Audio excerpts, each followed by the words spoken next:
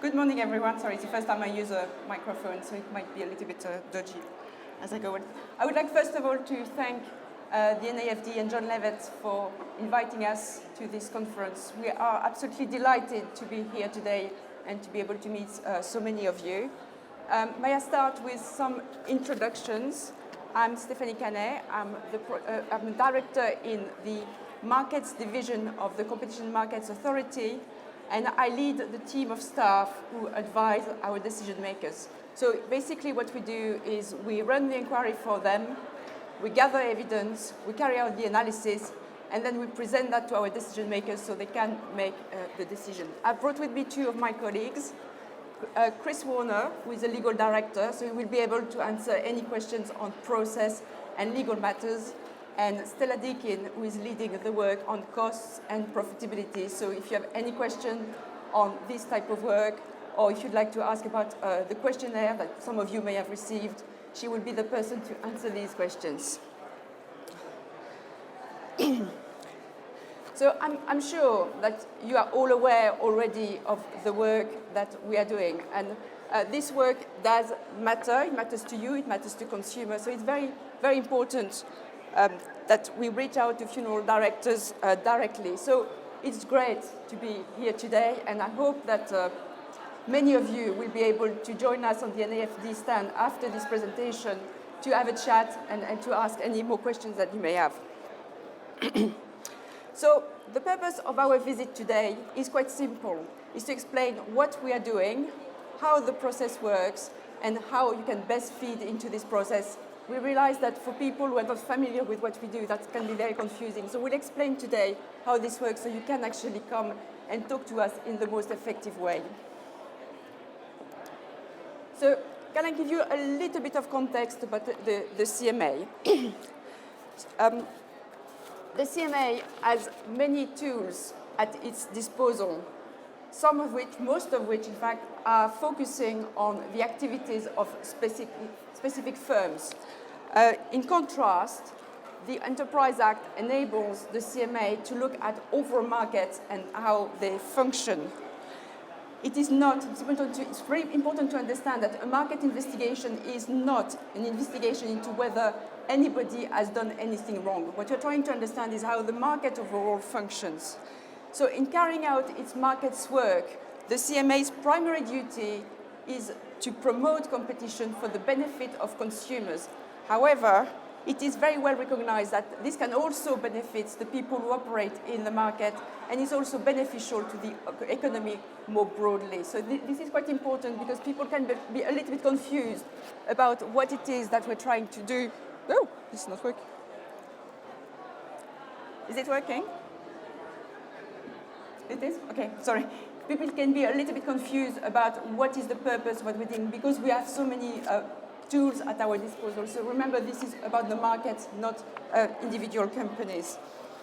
So I'd like to explain a little bit more about the process because you've probably read a lot in the press and you're probably not entirely clear about what we're doing and where we are in our investigation. So first of all, you need to understand that the process that we follow is dictated by the Enterprise Act. All these steps are not decided by the CMA.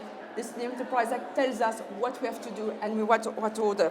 It prescribes the stages that we need to go through, the deadlines that we need to meet, and who in the CMA is making decisions. So looking at this chart, first we carry out a market study and we have 12 months to present our results.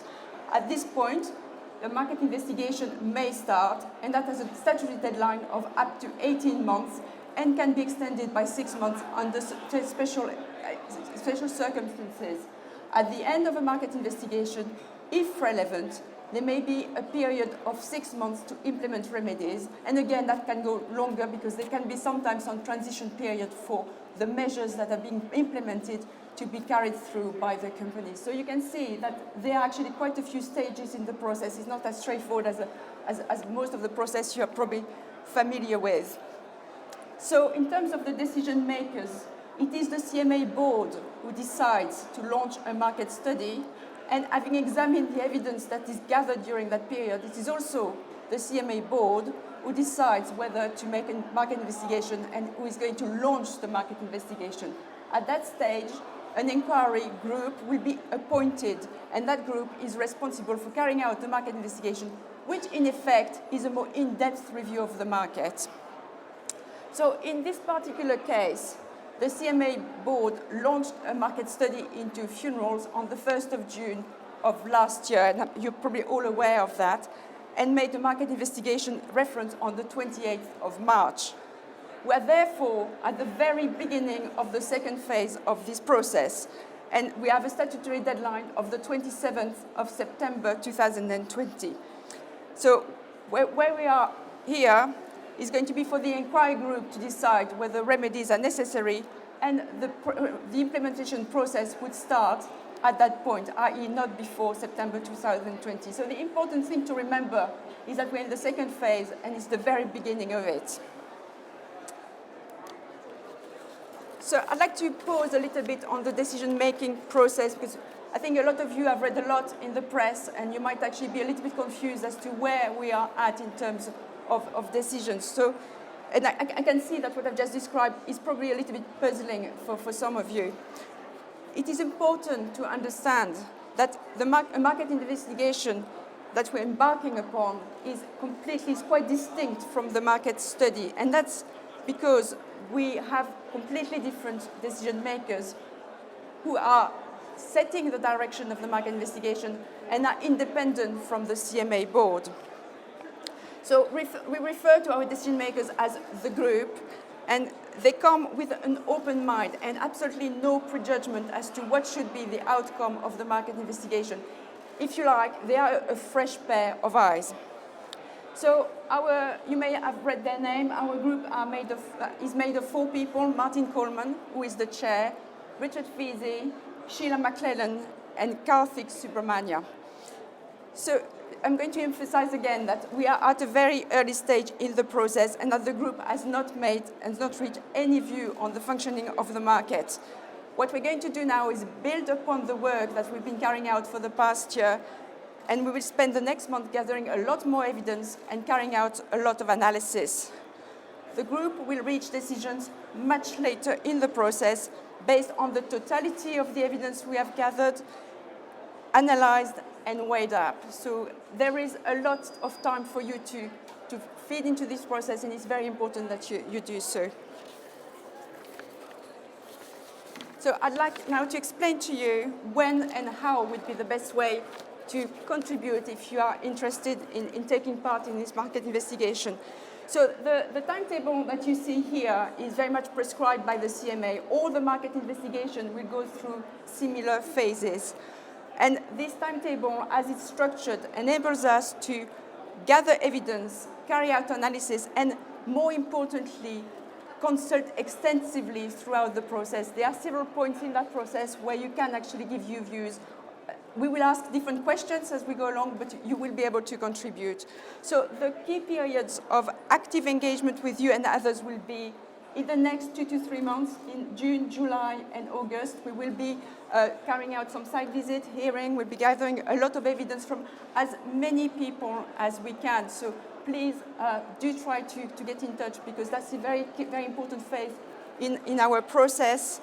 Late autumn, we will be publishing some working papers, and these papers will explain what evidence we have gathered and what the analysis shows. It will start to give you a better feel for where we are going with the investigation. They will be published probably towards the end of the autumn, perhaps early next year, and we will consult formally on these papers. So keep an eye out for them. We will make announcements and try to contribute to that if you cannot contribute to our first phase of evidence gathering. And then in the spring, there will be another period of consultation, and that will be on the provisional decision, which will deal both with any problems that the group may identify, but also, if that's relevant, with any remedies that the group at that stage may wish to propose. So as you can see, there are several times when you can talk to us. So I was not going to talk to you about the specific issues we are looking at. They've been published on our website. We've got a document called the issue statement. which goes into quite a lot of detail. And then there is a handy 2-page summary if you really want to go to the key issues. In addition, our chair, Martin Coleman, has produced a video which I am going to try to play if the technology works. We want to understand how people make decisions when they are in the unfortunate position of having to organise a funeral. Do they have all the information that they need? Are they given the choices that are appropriate for them?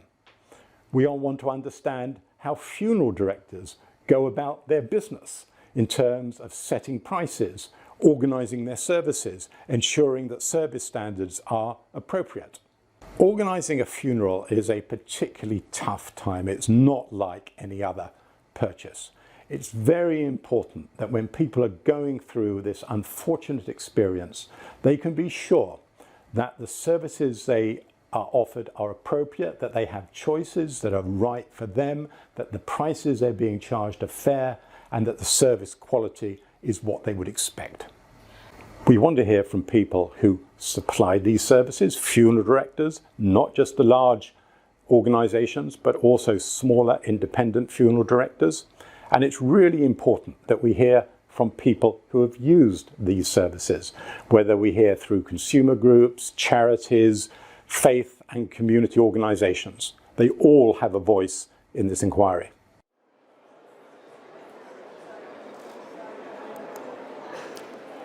Okay, and the last thing to say on this is that we may also investigate other issues in the course of the investigation. These are the issues that we were aware of from the work we've already done, but if people want to raise more issues, we will also think about them and, if necessary, investigate them.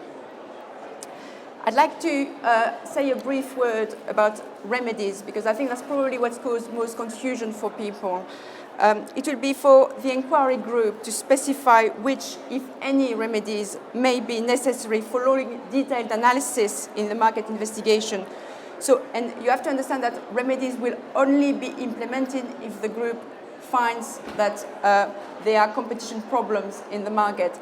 We are certainly not at that point in the process. As I explained earlier, we are starting a second phase of evidence gathering, and there's still a lot more work to do to establish that there are competition problems in the market to the right level of certainty.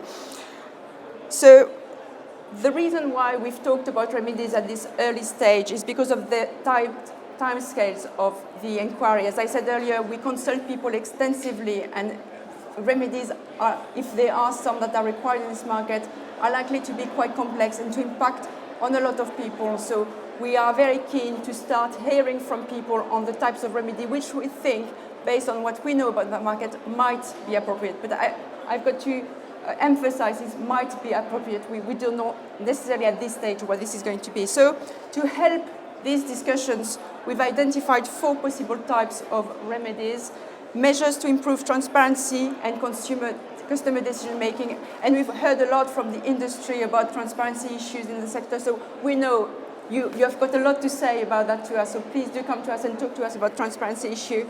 Remedies to constrain prices, and there are various ways in which that can be done. And the reason we thought that might be appropriate is because we have seen high price rises in the past 15 years. And measure to regulate the level of service quality. We've heard anecdotal evidence that there may be some issues in some part of the sectors. We've also heard evidence that there's high quality, so we're interested to understand what is exactly the position around quality, and if necessary, we would be considering remedies to regulate the level of service quality. And finally, measures to lower barriers to entry. So I'm not going to say more because, as I said earlier, we are in a very early stage, so we want to hear from you. And if you want to understand these potential remedies better, please go onto our websites. There's some information on our issue statements. So what next? I mean, I think that's probably what matters most, is we are here today because we are genuinely very keen to hear from as many of you as possible, starting now and throughout the investigation. I mean, we recognize that you're all extremely busy, but it is important that we hear from you, and we try to be as flexible as we can in our interactions with you. So if our deadlines don't quite work for you, please do let us know. There's usually something that can be done, and we do listen to people. Some of you may already have been contacted by us. We have sent quite a few questionnaires out over the past few weeks, and we are planning to send some more because we want to gather evidence from a variety of people in the market. So please bear with us. You might be receiving one of our questionnaires. We just need you to answer them. We would also like to talk to people because we feel that talking to people in the industry is actually the best way to understand how a market works. It's all very good to ask for some data, but when it comes to understanding what it feels like, what it is like to operate in the market, talking to people, asking them questions, having a proper dialogue is what actually brings the real insight. So we would like also to talk to you. Please don't be afraid to come and talk to us. And finally, if some of you are ready for that, we would quite like to go and visit some funeral directors because we would like to understand what it means in practice to do this job. So, in short, we do want to understand how your market works, and if there are some problems in the market, we want to understand that so we can help to make it work better. The aim here is to bring benefits to consumers, but it should also be beneficial to the funeral industry overall. So, we would be very, very grateful if we contact you, if you could make the time to answer our questions and talk to us when we contact you. It's very important to us that our investigation reflects the diversity of views out there and also the diversity of business practices. We do know that people operate very differently in different parts of the market, and we want our market investigation to reflect that diversity. So if we don't get in touch with you, but you have views or you want to provide evidence, please do not hesitate to contact us and send us an email. We genuinely welcome the input of all of you. Right, this is all I wanted to say today. My colleagues and I would be happy to answer questions either now in this public forum over the next hour on the NAFD stand if you prefer to ask questions in a slightly more private setting. Thank you.